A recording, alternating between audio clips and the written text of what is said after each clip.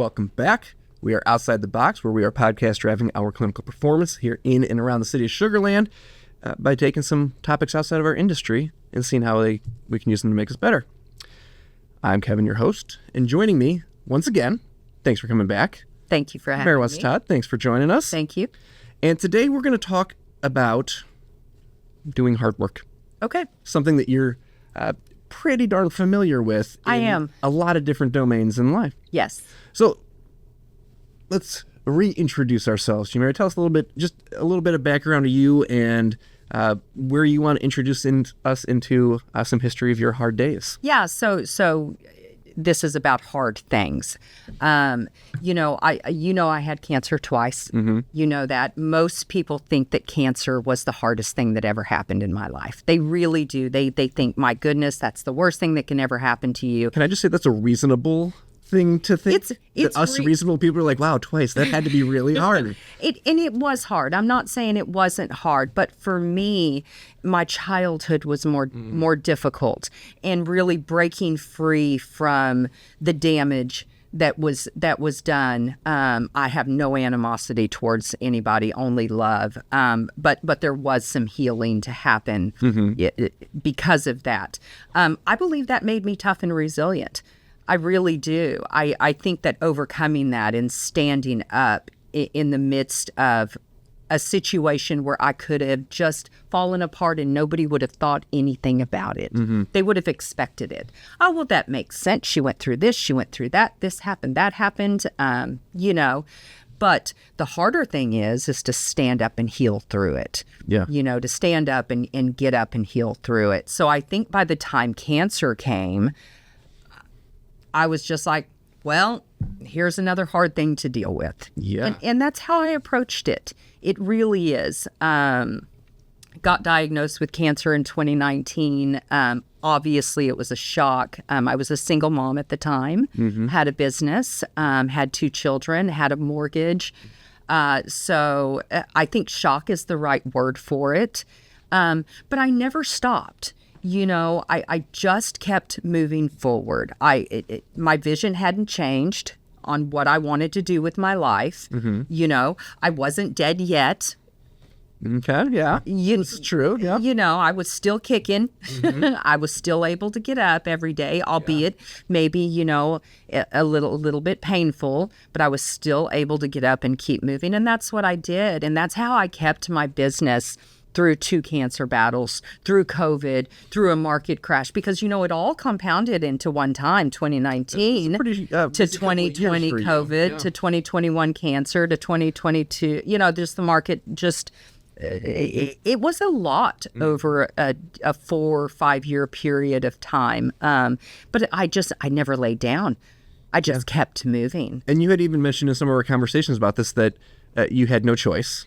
Yes. Was your comment, which I kind of argued back. You did, and you're right. There's always a choice. There is. You're right. You could have laid down and be like, man, this is terrible. Yep. Running my own business with this is rough. And correct me if I'm wrong on this one, that you did some negotiating in payment for all your medical care throughout. So I did. Too. So you took that bull by the horns too, right? I did. I had insurance at the time, and once I got into it a little bit, I realized, insurance is a scam. And I'm sorry, I hope I'm allowed to say that. So what my insurance company had negotiated with my doctors was going to cost me $50,000 more than me negotiating directly with my doctors. And I was very, very lucky because I'm a saver. Mm-hmm. I'm just not much of a big spender. I just put all the money in the bank. So I was very, very blessed that I was able to negotiate, get the price down, be debt-free after cancer, which was very, very important to me, and also pay the doctors that saved my life. Can we just take a moment and appreciate the fact that here you are with this profound ailment, this prolonged, protracted course of therapy. Insurance companies are supposed to be doing what insurance companies do. Mm-hmm. And they did. And they did, just like they're supposed to. That's what they do. And your response was, nah. I'm going to make some adjustments on this. Mm-hmm. I fired. What a businesswoman, first of all. Like, what a potent human being that you are to begin with. That's what came out of this was I'm going to keep my business thriving. I'm going to take care of my health and well-being. Oh, by the way, you don't get as much of my bank account as you think you do because I'm not okay with that. Yep. What a message in not laying down and just taking it. Right. That again, there's always a choice. You could have just said insurance says that's how insurance goes. But here you are that it's no, I don't do that. No, I just wasn't going to accept it. I wasn't going to accept what they were telling me. So as I started to research, I found other avenues. I think it's incredible. So I recommend that to anybody who has a serious illness. Talk to your doctors. Talk to them about self-pay. You'd be surprised. All right. Yeah, just a little tip. I like it. Just a little tip. Man, so busy couple years, some profound things in here. And it's not even like you just kept the business going. You have grown pretty substantially in the last couple of years, and not just in the inventory going. I mean, you guys are bringing in the construction end to help clients. Like you've added essentially a whole nother division of the company. Two divisions. So this isn't even you've got up and just keep moving. Like you keep moving upward. This trajectory has not flattened at all for you. Well, I think for me, if I'm not moving upward, I'm not moving at all. Okay.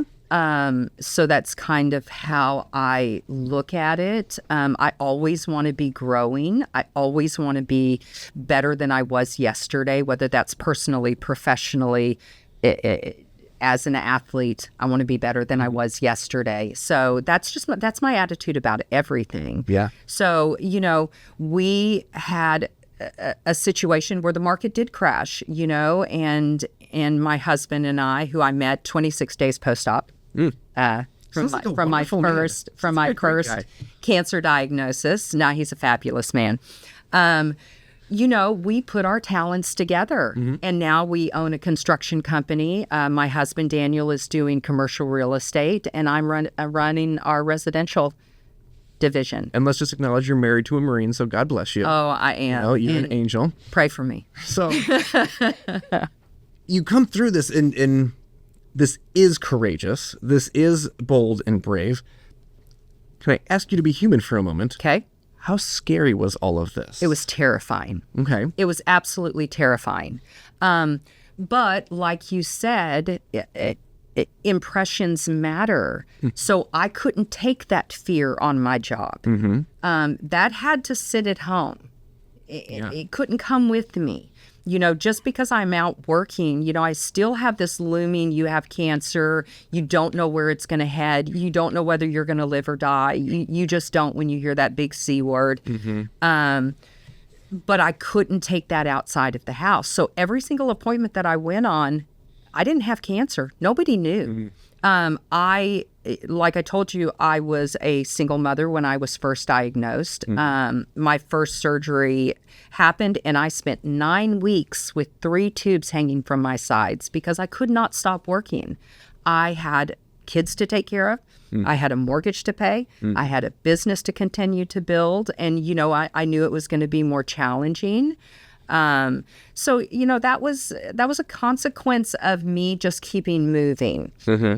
To me, that was my choice. I would go back and make that choice again. I'm not going to say I didn't have a choice. I would go back and make that choice again. I really would. I would keep those 3 tubes hanging from my side and keep moving. And you have this drive that keeps you moving. Right? You go back to the choices. You could have said, you know what, sell whatever there is of the company to sell. Yep. Sold my house. I'm going to sell your house. Yep. We're going to go live in a studio apartment together in a tiny little world. And I'm going to go get a corporate job because I just need to show up in the morning and leave in the evening, and paychecks come in, far less of a hustle. Some jobs you can go get. Yeah. And you chose what you chose. Yep.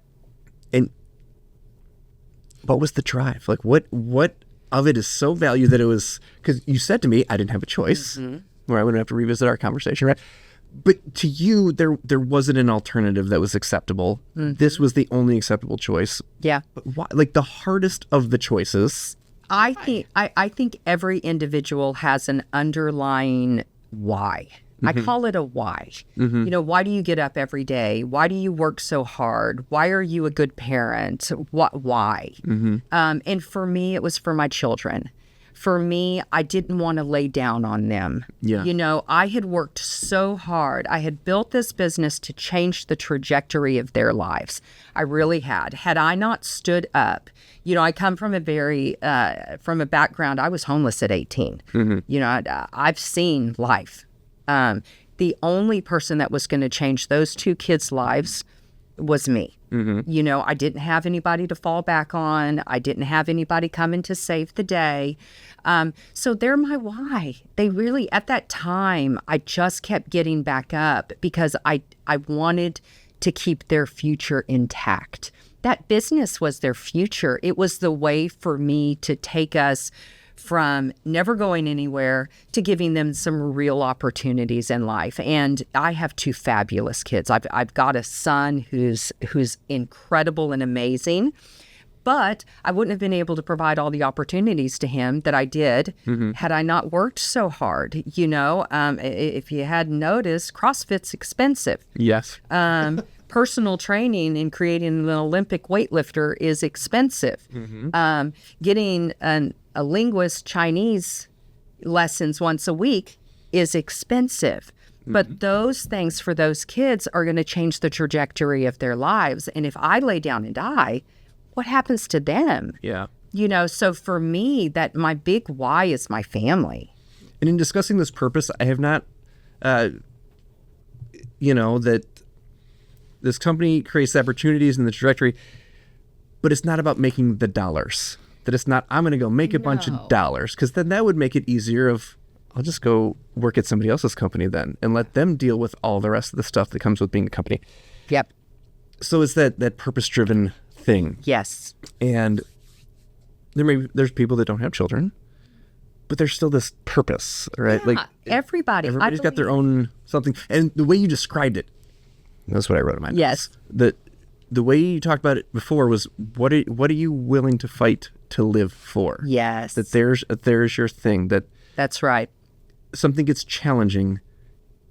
And Adriel, good old Adriel, was on a while back, and he talked about the difference between commitment and interest. If you're interested in something, you'll do what's convenient for it. That's right. But if you're committed to it, you will do whatever it takes to achieve that. Yep. And in my mind, I see that as the difference between this purpose, that making money is cool. We like money. But at some point, there will never be enough money. Yeah. That there'll be headaches and frustrations, and you can't pay me enough to deal with the frustrations. Yep.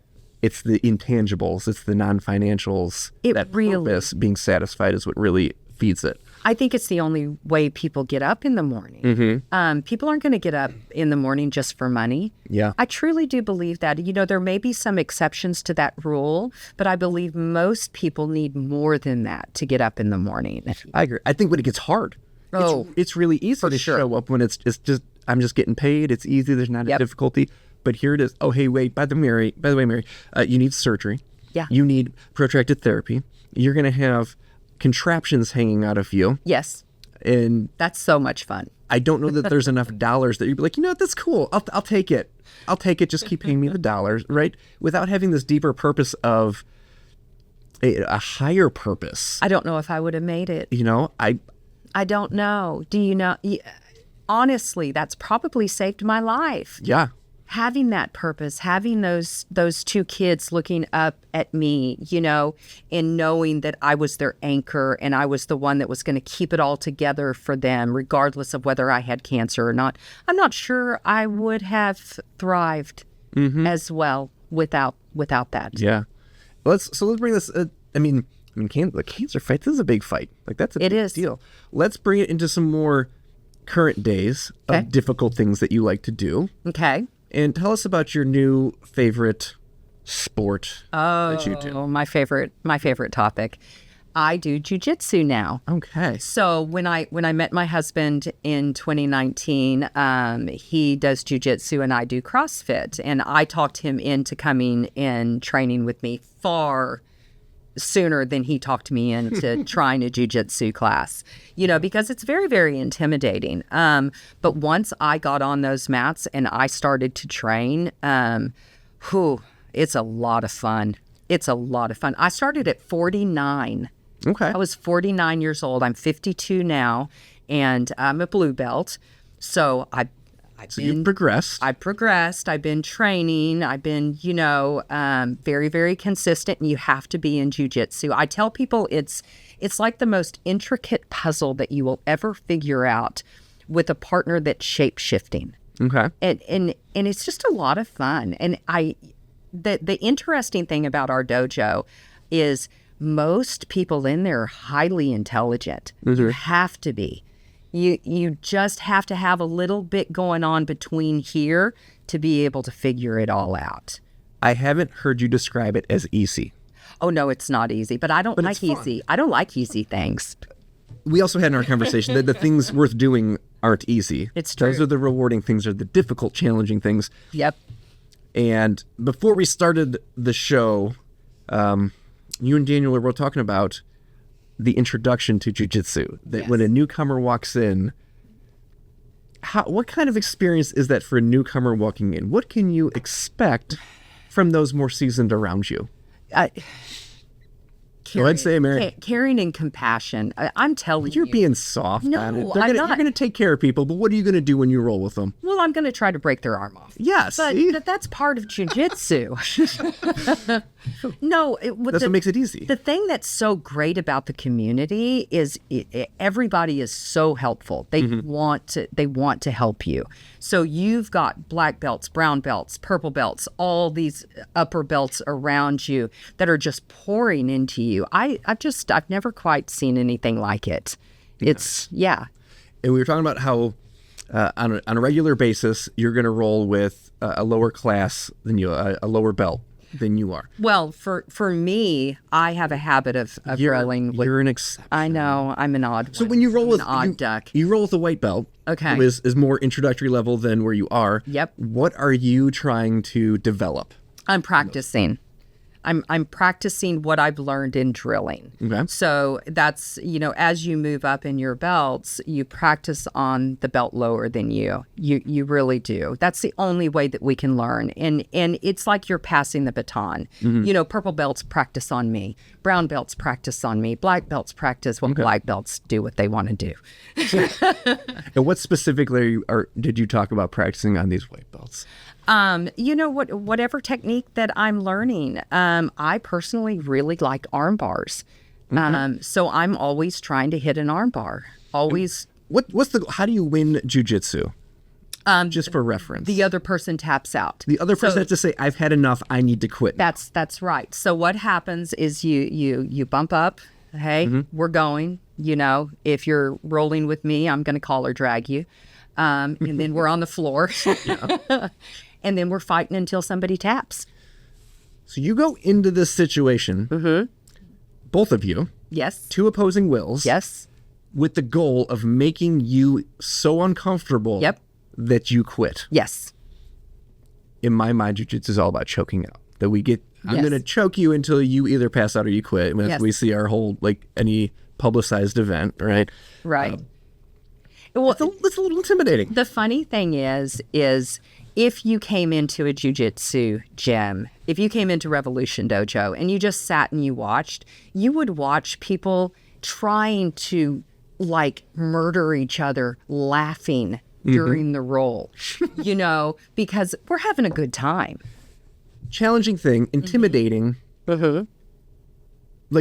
That's a humbling experience. It is. That especially if you go up against somebody who is clearly more skilled than you, is a higher belt than you, and it's, well, crap. Happens to me a lot. That's what I learned, that most of your rolling should be with a lower belt, that you practice those things. Yep. Since I know very little about jiu-jitsu and, learned a lot more in this conversation before the show than I knew before. But you approach this with the composure. We talked about this last time we got together. This composure, this confidence, and do you ever go into it with we'll see what happens? Absolutely. Right. We're not on every day. Yeah. with whatever we do, we're not on every day, whether it's going to be in business, whether it's going to be in the sport that we're in. But you want to know what? You defeat that by showing up. You got to show up. Go on. Okay, hey, if you're not feeling it, that's when you need to go.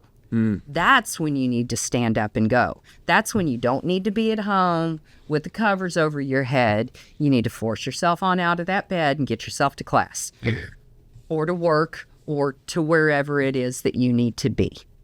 So the discipline of facing less than comfortable or downright uncomfortable, or let's go back to the first 6 months, the way you and Daniel described it. This first 6 months sounds like an incredibly intimidating introduction. You don't know what you're doing. First of all, you don't know what you're doing. So even somebody that's been there for a couple of months has something over you, and you're like, well, crap, I'm gonna get my butt handed to me on a regular basis. It sounds like that's just jujitsu. It's like, hey, which one of us can hand it to you a little bit more than you handed it to me, so I can, It teaches humility, and that's what I love about it. It teaches you how to lose. Everyone needs to learn how to lose and how to stand back up. You don't win every day, and in jujitsu, you can just have one little off move. Doesn't matter. White belt could tap me out. I could do something wrong. I've got to learn how to lose, and I've got to stand back up and keep going. So the resilience piece that comes out of it, I agree with you. I think we learn an awful lot out of losing. We learn an awful lot out of our mistakes, that we can get it right by luck. It can just happen. Stars can align. The good Lord can look favorably upon us by no effort of our own, and it just goes right. Yeah. But the time that it goes wrong and we have to adjust and recalibrate, or just acknowledge that went poorly. I didn't do some things very well. I need to do something better next time is, in my mind, I think that's a more profound learning experience sometimes, to have that humility if you have the resilience to stand up and take the step forward, right? I wish that people would look at hardship a little bit differently. None of us are getting out of this life without hard things happening. We're just not. But there's lessons in every single one of them. There isn't a single thing that has ever happened in my life where I haven't been able to look back on it and go, my gosh, look at the wealth of knowledge that I have because of that, because I walked through that, because I didn't give up, because I kept going. That's what gives you that wealth of knowledge, that wisdom in life. It goes back to a comment you had made previously when we were talking about it, that life is a training ground. It is. And you are practicing your ways through this. You are learning what is a successful approach to getting through this or not. And, here you are, potent and successful based on a lifetime of standing up and getting through it and moving on with things. Not always perfectly, but yes. Who's perfect? None of us here. Well, we bring this into some of the things that we do, is that we deal with scary circumstances that are both physically dangerous to us. And I think that's the lower level of fear that we experience. I think the bigger level of fear that we endure is that we make decisions that impact people's lives. Oh, yes. That we play a high stakes game. We roll dice and it could go very poorly for us. Yeah. And that's a challenge. That's very difficult. And we talk about learning from losing. And that's a pretty big loss to have sometimes for not doing things well in medicine or in a rescue situation or fighting a fire. But we look at it as, I made the right choice or I made the bad choice or the wrong choice, instead of, there's a couple good choices that I could make. Yes. There'll absolutely be a bad choice. Yes. There's always, we talk about choices, there's always the other choice. But instead of always being, did I make the right choice? Did I make a good choice? Exactly. Did I go in the right direction? And you talk about not getting through things perfectly. That's life. What was the choice? You made a choice. It got you in the direction, carried down the trajectory, and it was effective. Yeah. And we course correct. As we learn, we course correct. We do, but we get locked up with that fear Yeah. of the wrong decision instead of letting fear have its place. And talked about how you didn't bring that with to work, that it's, Couldn't. I'm going to go home. I'll have my time to be worried about this. Yep. I can have the feelings I have about it. Yep. But then here comes mission focus. Yep.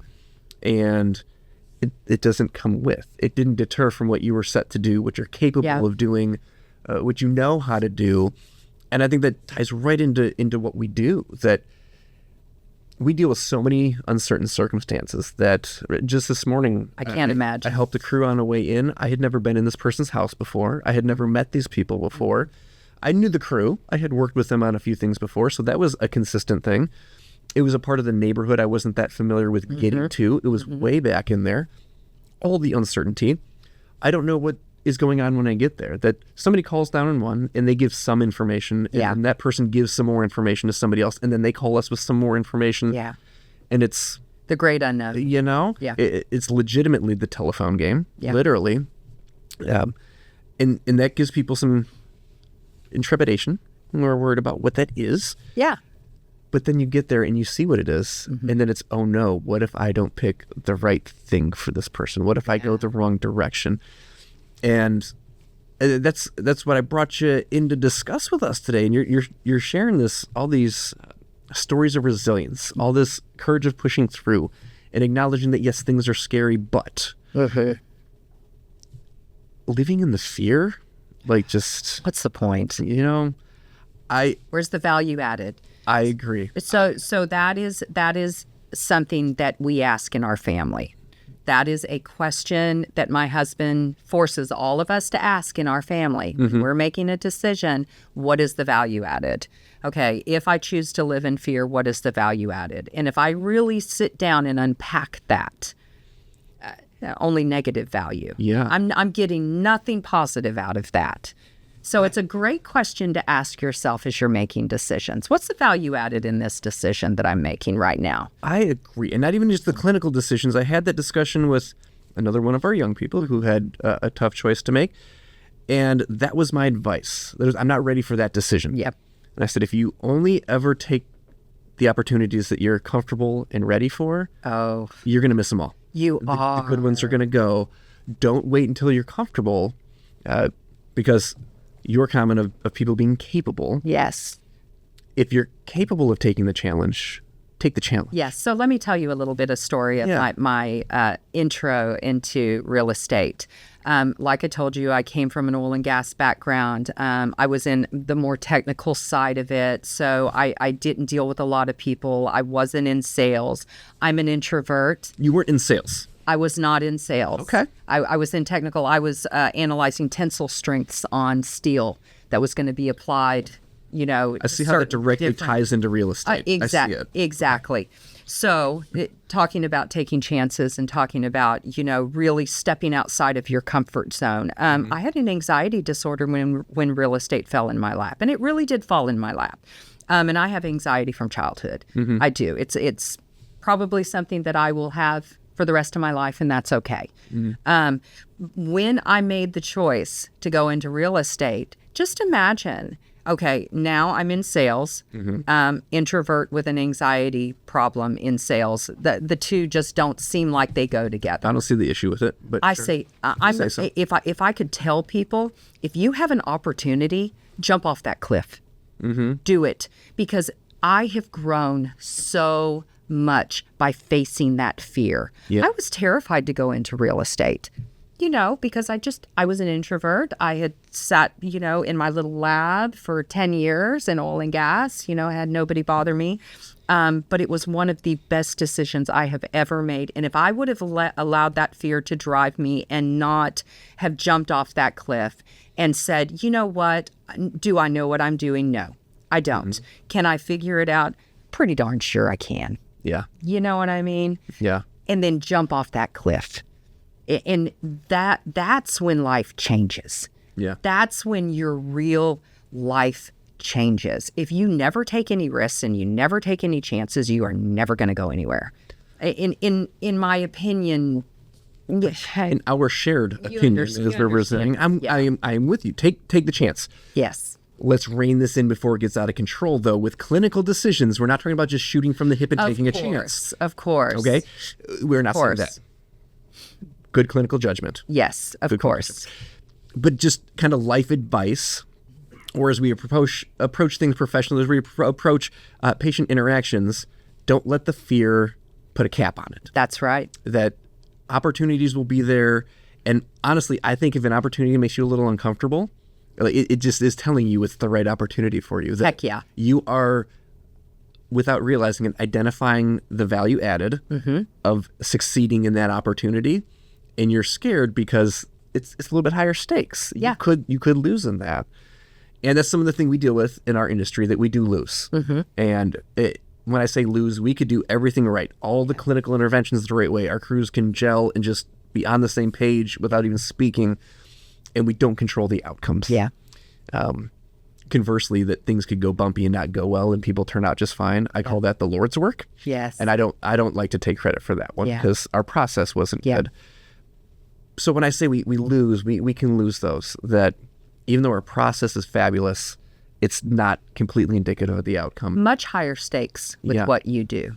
When it comes down to it, it really is. It is. And I hope our people don't get hung up on that potential loss end, because the potential win end, for me, 20 years of doing it has far outweighed the losses. Yeah. And I had big losses and they hurt, and I've carried them with me and had to cope with those in some ways better than others. Yeah.